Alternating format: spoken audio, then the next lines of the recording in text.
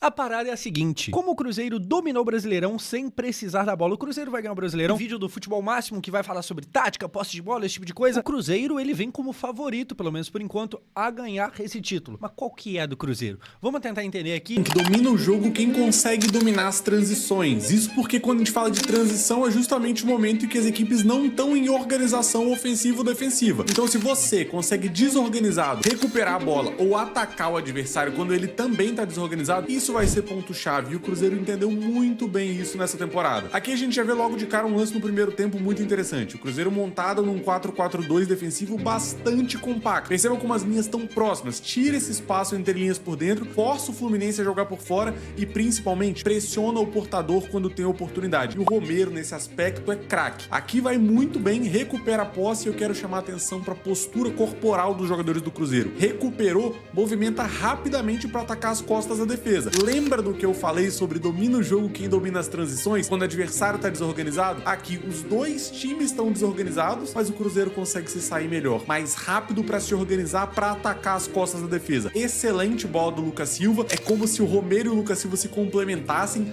um muito bem desarmando, o outro muito bem lançando, e eles se alternam nessas características. E aí procura o Caio Jorge, né? Um centroavante com excelente qualidade de explosão, artilheiro. Inclusive, o que a galera já tá pedindo Caio Jorge na seleção, e eu sempre falo o seguinte, cara, cada vez mais é menos absurdo, mas eu esperaria mais um pouquinho de tempo, tá ligado? Pra ver se ele vai continuar nesse ritmo. Inclusive, o Caio Jorge chegou a, 12 gols em 13 jogos? Acho que é isso. Que era algo que, se eu não me engano, ninguém fazia no Brasileirão desde Thiago Galhardo. Naquela época de pandemia, lá no Internacional, Thiago Galhardo. Enfim, 2020. O ano do Thiago Galhardo, né? Ele, que eu tô esperando aposentar pra poder lançar o livro, e eu obviamente não leio. No Campeonato Brasileiro e com muito repertório também. Aqui protege bem, vai pra linha de fundo e vai soltar o passe de lado antes do Samuel Jogadaço. Xavier fazer o corte. O que é interessante é que o domínio do Cruzeiro não é só nas transições ofensivas, mas o Cruzeiro domina bem as transições defensivas também. Aqui vai numa fase, um dos raros momentos de organização ofensiva do Cruzeiro. Pô, o Fagner voltou a jogar bem, tá ligado? Cruzeiro ocupando o campo de ataque, e aí a gente vê os pontas por dentro, os laterais por fora, e o Matheus Pereira como um 10, né, que baixa, se movimenta muito, mas eu quero chamar a atenção para a postura do Matheus Pereira depois de errar esse passe. O Martinelli faz o corte e o Matheus Pereira rapidamente já reage. Nem o Cruzeiro, nem o Fluminense estão organizados. É momento de transição e mais uma vez o Cruzeiro provando que se sai melhor nas transições. Excelente finalização, e aqui o Fábio faz uma defesaça. Por que eu coloquei esse lance? Não só para destacar a qualidade de transição defensiva do Cruzeiro, mas como que recuperar rápido essas bolas gera esse tipo de situação. Escanteio pro Cruzeiro, cruzamento do Matheus Pereira, que vive um grande momento, vai levantar a bola na área, que eu quero chamar a atenção também pro movimento e pra... Cara, é muito louco como que... Eu sempre fico meio pensando sobre isso, tá ligado? Como que um treinador muda muito um time, porque, cara, boa parte desse elenco já tava aí antes, tá ligado? Boa parte já tava aí. Só que o Leonardo Jardim chegou e meio que, tipo assim, parece outro time. Sabe, é outra parada, é outro futebol, é loucura. Jogada ensaiada de escanteio. O Villalba tá no meio de dois jogadores do Fluminense fazendo... Lateral do Cruzeiro tem 16 anos, ele é de 2009. Pô, que isso? Calma aí, gente. Pô, o cara nasceu em 2009, tá ligado? Pô, em 2009, pra mim, a pessoa não sabia nem ler e escrever já. O cara tá jogando bola. Aí é foda. Fazendo um bloqueio. Com isso, permite que o Fabrício Bruno, que cabeceia melhor, o jogador mais alto também, tenha mais tempo e espaço para cabecear e abrir o placar dentro do Maracanã. E vamos falar de novo de transição ofensiva do Cruzeiro? Mesmo desenho. Força o Fluminense a circular, a construir por fora. O Fluminense até tenta construir no entrelinha, solta essa bola e é a pressão muito rápida. O Fagner, inclusive, é uma boa peça nesse cenário. Muito bem defensivamente, melhor defensivamente do que o William. O Romero também, sempre muito... Cara, talvez o Fagner seja um grande demonstrativo disso, do potencial que um técnico consegue tirar dos jogadores, tá ligado? Porque o Fagner tava completamente desandado, pô. Não é como se o Fagner estivesse bem no Corinthians, só que ele saiu de lá e a galera falou, não vá, Fagner. Muito pelo contrário, a galera já tava tipo assim, vai com Deus, tá ligado? Só que agora o cara voltou a jogar bem. Muito atento pra recuperar, é aquela coisa, momento de desorganização, o Cruzeiro domina. Transição ofensiva, o Fluminense desorganizado, e perceba a postura de cada um desses 5 jogadores, verticalizando, seja pra receber no espaço ou o Fagner conduzindo. Excelente bola pro Matheus Pereira, o Fluminense ainda se reorganizando e chama atenção mais uma vez pra esse facão quando o Caio Jorge vai atacar a profundidade, o Freitas faz o jogo de pescoço e aqui ele ainda consegue ver o centroavante do Cruzeiro. Mas tem um ponto interessante, com a bola tá lá do outro lado, ele tem que dividir referência. Ou olha o Caio Jorge, ou olha o passe do Matheus Pereira saindo. Quando ele perde a referência do centroavante, é quando o Caio Jorge vai tomar a frente e receber o passe na medida do Matheus Pereira para ampliar o placar e aumentar a margem na artilharia. E aí, quem pensou que o Cruzeiro fosse dar certo se o Gabigol desse certo, o Cruzeiro tá dando certo, o Gabigol. Interessante a gente ver um Cruzeiro que joga além de um futebol habitual que muita gente prega como sendo o jogo certo, né? Um jogo com muita posse, circula no campo de ataque, que vai procurar espaço, vai tentar abrir a defesa adversária. 3 milhões no banco. Não é 3 milhões o salário dele, não é? É 2 alguma coisa, não? Tá ganhando, não é possível. Se tiver ganhando 3 milhões, meu Deus. É como se 2 milhões fosse pouco, tá ligado? Não, 3 milhões é um absurdo. 2 milhões, ok. O Cruzeiro consegue ser versátil, tem seus momentos assim, ainda que sejam raros, mas que domina de fato o jogo nas transições e na organização defensiva também. Vamos dar uma olhadinha. É 3,5? Não é possível não, gente. Peraí, que agora eu vou ter que ir. Eu lembro que é alto, tá ligado? Salário, Gabigol, Cruzeiro. Vamos ver essa brincadeira. Aqui, ó.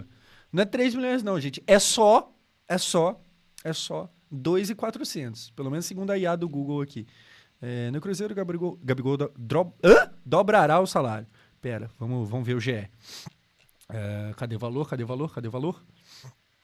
Em reta final de vínculo com o Flamengo, onde assinou o contrato definitivo em 2020, Gabigol recebia salário mensal em torno de 1,4 milhão. No Cruzeiro, os vencimentos serão próximos de 3 milhões a partir de janeiro. Pô, o jogador ganha dinheiro demais, velho. Que loucura. Que isso. O jogador ganha dinheiro demais. Tipo assim, é bizarro porque muitas das vezes o cara ganha dinheiro pelo que ele já fez no passado, não pelo que ele exatamente está fazendo agora. E o Gabigol é a prova disso. O Gabigol, pô, não tá jogando, tá ligado? O Gabigol é reserva. O Gabigol fica no banco. Dito isso, dia 5 do mês, vamos lá, né? Cadê meus 3 milha? Cadê? Nos números do jogo, mas antes disso, faz o seguinte, ativa o sininho de notificações. Pra quem não é inscrito ainda no canal do Futebol Máximo, tá aqui Felipe Simonetti, grande, mas o canal não é só dele, tem mais galera que participa. Enfim, se inscreva, baita canal. Aqui embaixo, abraço que é muito importante. Abraço pro Felipe Simonetti aí, cara, muito importante pra gente. Bora lá. Depois que abre o placar, faz 2-0, o jogo vai pro intervalo, o Cruzeiro que já tinha uma postura mais reativa, e tem isso durante todo o campeonato. Se a gente olha pros números do Cruzeiro, é a terceira equipe com a pior média de posse de bola. Será que a gente pode falar de pior ou melhor, né? Principalmente. Pô, eu aceitaria o seu time ter pouca posse de bola e ganhar quase todo o jogo? Alguém diria não?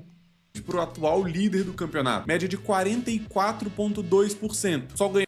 Ô, Josão, não ativa o sininho, não. De fato, eu não tenho a parada. Tipo assim, acho que aqui, nem sei se aqui conta. No celular, eu tenho, tipo assim, 0 notificações. Tá ligado? Nada. No celular. Porque senão meu celular fica um inferno por causa de Instagram e tal, rede social, né? Como eu trabalho com internet, se toda vez que alguém curtir um vídeo meu notificar, meu celular vira um inferno. Então, tipo assim, sei lá, eu tenho notificação ativada de WhatsApp, de aplicativo de banco, tá ligado? Só pra, né, transferência recebida, transferência enviada. Porra, seu cartão de crédito... Mas assim, é pouquíssima coisa.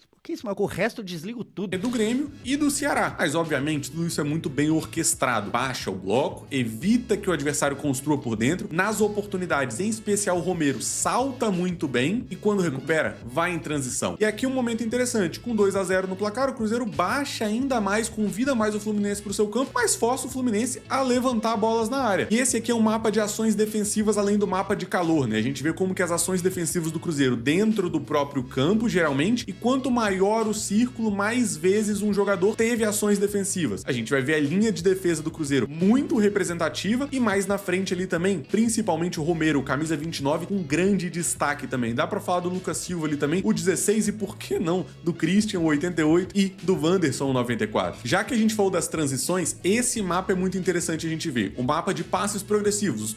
Caraca, olha a quantidade, a diferença, tá ligado? Passes pra frente que ajudam o time a... Tipo assim, uma questão de efetividade mesmo. Avançar. O tamanho dessa linha é a distância do passe mesmo, e a bolinha final é onde o passe chegou. Perceba como as linhas de passes progressivos do Cruzeiro são linhas grandes, são linhas que avançam muito dentro do campo. A gente vê uma mais próxima ali, uma das últimas mais baixa aqui pelo lado direito, muito avançada. Passes longos que ajudam o Cruzeiro a avançar no campo e aproveitar justamente os momentos de transição. E já que a gente falou de transição, de aproveitar muito bem os contra-ataques, de baixar, compactar bastante, quer ver eu te provar que isso é padrão do Cruzeiro do Leonardo Jardim? Agora aqui contra outro carioca, contra o Flamengo, jogo no Mineirão, que o Cruzeiro se saiu vitorioso contra o agora vice-líder do campeonato e também um dos postulantes a título, o mesmo padrão, um 4-4-2 bastante compacto, aquela linha que começa com o Christian, passa pelo Romero, Lucas Silva e do outro lado o Wanderson, e o passe para trás geralmente é gatilho pro Romero subir pressão. Sempre o Lucas Romero muito intenso sem bola e também muita qualidade com bola. De La Cruz recebe, gira e o Romero chega muito rápido para vencer esse duelo da mesma forma com que ele fez no jogo contra o Fluminense. O Cruzeiro recupera e aí é o momento do quê? De acelerar. Romero no Caio Jorge sempre com muita velocidade em condução, vai procurar o lado cego do Léo Pereira, assim como ele fez na hora de atacar a área. No lado cego do Freitas, finaliza e aqui marca o gol que abre o placar. Golaço. Josão, quem é esse fazendo a análise? Esse aqui é o Felipe Simonetti. Inclusive, para além de seguir o canal, se quiserem seguir no Instagram dele, também tem uns conteúdos bem da hora lá. Flamengo. Percebe como tudo é padrão? Mas vamos voltar aqui para os nossos mapas, que eu quero mostrar um mapa interessante também pra gente olhar as entradas no último terço de cada um dos times. O Cruzeiro, a gente vê que tem algumas entradas nessa seta roxa. Essas setas são as conduções dos jogadores, como por exemplo foi aquela do Fagner. Conduções muito importantes pro time ser agressivo, além de bons passes verticais. O Fluminense, por outro lado, a gente vê o quê? Muitos passes que saem de dentro para fora. E o que isso significa? Foi um time que teve dificuldade de ocupar o corredor central, usou muito das bolas e de inversões, principalmente por causa do esquema defensivo proposto pelo Leonardo Jardim. Principalmente tentando duplar de cada lado, né? Samuel Xavier e Arias ou Soteldo, e do outro lado o Fuentes, Arias ou Soteldo, que acabaram invertendo de lado ao longo do jogo. E aí aqui a gente tem um ponto muito interessante. Por todas essas características, mesmo com 31% de posse de bola, só 0,81 gols esperados, contra 69% do Fluminense e 1,6 gols esperados, pra mim, o Cruzeiro foi quem mandou no jogo, foi quem organizou o jogo da maneira com que preferiu, usando muito bem das transições defensiva no primeiro gol e ofensiva no segundo gol, e ao mesmo tempo escolheu como o Fluminense ia jogar. Dando um exemplo meio exagerado aqui, mas talvez ajude pra entender o que meio que ele tá falando. Cara, tipo assim, não é porque você teve menos posse de bola que você perdeu o jogo, a ideia do jogo. É tipo o Fluminense no Mundial, que muitas das vezes fazia um gol e retrancava contra o Hilal, contra a Inter de Milão e tal. Era tipo isso, pô, o Fluminense jogou pior porque ele tava em boa parte do jogo atrás? Não, tá ligado? A ideia era essa. Pô, meti um gol lá com 3 minutos de jogo, 3 minutos, 2 minutos, lá em cima da Inter de Milão, é completamente natural que eu recue um pouco mais. O Botafogo contra o PSG. O Botafogo permitiu que o PSG ficasse muito com a bola. Agora, não permitia chutar no gol. Tá ligado? Até tinha finalização pra fora, pro lado, pra cima, mas no gol, nada. Então, tipo assim, não, o PSG foi muito melhor porque ele teve mais posse de bola. Não. O Botafogo mal conseguiu chutar no gol, pô. O John ficou quase de enfeite lá. Ia jogar por fora e muitas vezes somou esse número de gols esperados na martelada, tendo que insistir. Foram 28 finalizações a 8. 6 no gol contra 5 do Cruzeiro. Ou seja, quando a gente olha pra esse mapa de finalizações, o Fluminense foi somando gols esperados alto, muito de pinguinho, sem grandes reais chances. Por outro lado, o Cruzeiro... O Fluminense tá meio que tipo assim, vou fazer gol, hein? Vou fazer, hein? Vou fazer gol, hein? E o gol nunca, tá ligado? Vou fazer gol, hein? O Cruzeiro do nada, gol. E o Fluminense, vou fazer gol, hein? Eu vou fazer, hein? Cuidado, qualquer hora eu vou fazer gol. Vou fazer gol, hein? O jogo acabou. Vou fazer gol, hein? O estádio já tá desligado, azul. Vou fazer gol, hein? Eu tenho uma grande chance aqui com a finalização do Caio Jorge, 0,46 gols esperados, que ele ainda conclui bem e vira 61% de chance. E o lance do Fabrício Bruno, numa jogada... Defensa e Justiça sendo um dos únicos a vencer o Cruzeiro. Então, tem dessas, né? Eu vi o mano falando, pô, como é que pode, sei lá, ganha do Flamengo e perde pro Defensa e Justiça. Tem dessas. Às vezes acontece e tal. E aí tem que considerar a partida de volta também, tá ligado? Muito bem ensaiada de escanteio. Depois daquela ótima finalização do Matheus Pereira, foi defendida pelo Fábio, 12% de chance de gol. É que deu ruim e tal, pá. Mas às vezes você perde pra um time mais fraco mesmo. Faz parte, tá ligado? Tem uma questão de tempo pro encaixe do treinador novo. Sacou? Aquilo também. Ah, mas sei lá, já era o Leonardo Jardim, mas tem que ver se já estava funcionando a coisa. Enfim, tem umas coisinhas a mais a serem consideradas. É muito difícil um time fazer igual o PSG do Luiz Henrique, ganhar de fato tudo, tá ligado? E 32 depois da finalização, ou seja, o Cruzeiro mais efetivo, inclusive com todas as finalizações dentro da área, com exceção dessa daqui do Romero, do meio de campo. Caralho, aqui o Romero zaralhou, né? Tipo, os chutes tudo de dentro da área, tá ligado? Ó o Romero de onde que ele chutou. Pô, aqui ligou o modo Germancano, que chuta de qualquer jeito e vambora. O Cano, se o goleiro ameaçar dar mole, plau, chuta. Que assustou o Fábio. E aí, falando individualmente dos jogadores, aqui do Fluminense a gente tem que passar um pouco mais por cima, assim, né? O Thiago Silva nos jogadores pra destacar, por questão de liderança como um todo. A gente olha pros números aqui, 4 recuperações de posse, número de passes decisivos foram 3, né? Passes pra finalização, 9 passes no último terço, alto pra um zagueiro, mas O pessoal tá falando da eliminação da Sul-Americana, então é o que eu falei, mano. É o tipo de coisa que dificilmente vai ganhar tudo e tal. Tem que ver, porra, começo de trabalho, de técnica. Principalmente entendendo que o Cruzeiro ocupou mais a sua área, igual aquele mapa de ações defensivas mostrou. Ainda teve 3 finalizações, inclusive com 0.4 gols esperados. Teve uma finalização com uma defesaça do Cássio. E aí a gente tem que falar do Cássio. Um jogo que o Cruzeiro não sofre gols e o Cássio faz 7 defesas é de se aplaudir. Principalmente quando a gente olha aqui, gols esperados no alvo concedidos, gols esperados evitados, 0.15, mas muito mais do que isso. Boas defesas, excelente atuação do Cássio. Cássio, que é mais um dos que saiu do Corinthians e o pessoal falou, vai com Deus. E olha que ele tem uma puta história, tá ligado? Mas já tava naquela de, ó, Deus o leve, show de bola, nossa, que dê tudo certo na sua viagem pra você não correr o risco de voltar, tá ligado? Que vem recuperando desempenho, recuperando forma física também nesse trabalho do Leonardo Jardim, que mostra que o Cruzeiro tem cara e que tem ótimas características. Obviamente, para destacar outros jogadores aqui, os laterais têm notas mais baixas porque muitas vezes acabam sofrendo dribles, mas foram importantes defensivamente. Eu tenho que falar desses 3. Lucas Romero, muito bem. Quando a gente olha 6 Pô, Fabrício Bruno, 8.7 de nota ali. recuperações de posse, 2 interceptações, 3 cortes, 3 perigos afastados. Então, ver os zagueiros aqui também. O Manu tá perguntando, o Paraíba tá perguntando, pô, vai virar ídolo no Cruzeiro? O Cássio? Pô, ídolo não sei, tá ligado? É aquilo, pô, se ganha o Brasileirão, fica marcado na história do time. Ídolo é meio foda. Ídolo, tipo assim, torcedor cruzeirense que responda. Mas normalmente ídolo tem muito a ver com também, obviamente, título, mas tempo que fica lá, o que o cara representa, tá ligado? Enfim, aí é um assunto um pouco mais complexo. Perigos afastados, 12 do Villalba, 12 cortes, e do Fabrício Bruno, que ainda deixou um gol, 11. Natural que seja o melhor em campo, por ter essa atuação ofensiva e defensiva durante todo o segundo tempo. Matheus Pereira, mais uma vez, fundamental, parece muito bem fisicamente. Voltando a jogar bem, Matheus, que chegou a estar na seleção e tal, e depois desandou de novo. Muito bem mentalmente, tecnicamente a gente não tem nem o que dizer. Deixa 2 assistências nesse jogo contra o Fluminense. Caio Jorge, artilheiro do Brasileirão, nesse momento com 12 gols, aqui ainda não atualizou. E o interessante é que com o número... Cara, o Verratti, ele aparecendo, o Verratti é desgracento, né? Time uma merda e tá lá, Pablo Verratti, é isso aí mesmo. Reinaldo. Muito mais baixo de gols esperados. Ou seja, um atacante que consegue agregar muita qualidade nas finalizações dele. E se a gente olhar aqui pro Matheus Pereira, aqui tá marcando 3 assistências, também ainda não tá atualizado, mas foram 5 assistências e assume a liderança no lugar aqui do Alan Patrick, do Arrascaeta, do Arias e do Lucas Mugni. Resumo, a gente vê um Cruzeiro do Leonardo Jardim que sabe o que quer fazer dentro de campo. Defensivamente, é muito seguro. Esse cara é pica. Aqui, assim, é claro, né? Tá ainda muito no começo. Pode ser que, mano, termina o ano e o Cruzeiro nem ganha, tá ligado? Vai ver o Flamengo é campeão brasileiro, Palmeiras, mas enfim, baita trabalho. Assume a liderança do campeonato e, ao meu ver, mostra consistência, principalmente por ser um time que só O Bragantino em terceiro é loucura, do nada. Mas... sofre alguns riscos, mas riscos muito bem controlados e que quando recupera a posse, consegue ser extremamente letal. Depois eu até tenho curiosidade de ver o tempo médio por posse, porque eu acredito que seja muito pouco em média. 5 segundos, 9 segundos, alguma coisa do tipo, mas muito rápido. Se você tem curiosidade que eu traga essa informação, faz o seguinte, deixa um comentário aqui e me conta essa impressão toda do time do Leonardo Jardim, que eu tenho curiosidade para ouvir sua opinião. Cara, é isso.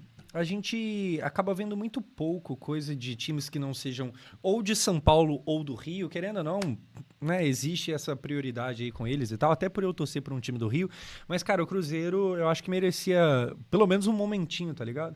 Mais um vídeo escravo. Calma aí, chefe. Calma aí que não virou bagunça, não. Calma aí. O eixo São Paulo e Rio sempre é muito forte, mas, pô, nem que seja quando o time tá estralando assim, a gente tem que dar um momento. E é legal demais o canal Futebol Máximo, porque eles abordam desse jeito mais técnico a coisa. E é interessante tentar entender por que tá funcionando tão bem, tá ligado? Eu acho que é um canal excelente pra gente, pelo menos, tentar compreender essa parada. Enfim, gente, baita vídeo. Se inscrevam lá se você ainda não é inscrito, certo?